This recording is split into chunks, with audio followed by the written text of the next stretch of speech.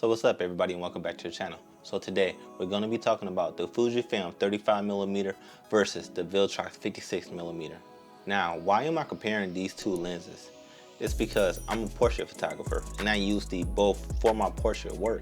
Now the Fuji 35mm is a 50mm focal length in full frame terms, and the Viltrox 56mm is actually an 85mm focal length in full frame terms. Now if I remember right, this lens, the 35mm F1.4, is the first lens that Fuji made for the XF mount.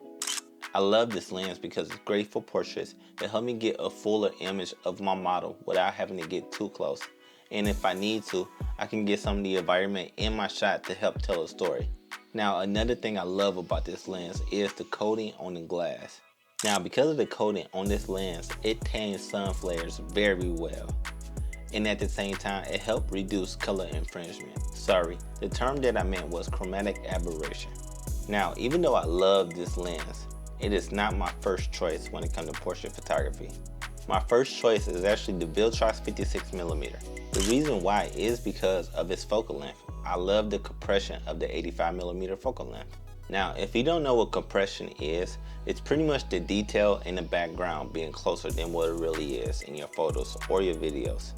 I also feel that this focal length helps smooth out the background even more, help it look much more creamier, and actually help the bokeh look a lot more better.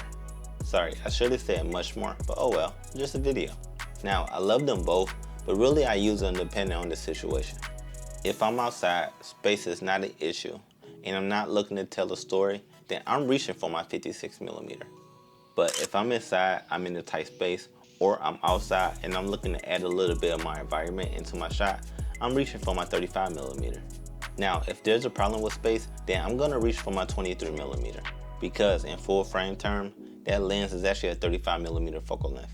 Now, I will also use my 23mm if I'm shooting something like a couple, if I'm doing something like an engagement photo, and I'm in a very interesting environment and I wanna capture some of that environment into my shots. But thank you to everybody who checked out this video. Thank you to everybody who stuck around to the end. Thank you to all the new subscribers. Because of you, this channel is now starting to grow. But before you go, what I want you to do is smash that like button, subscribe to the channel, and hit the notification bell so you can be notified when I upload new content. Hope you have a good day. Peace.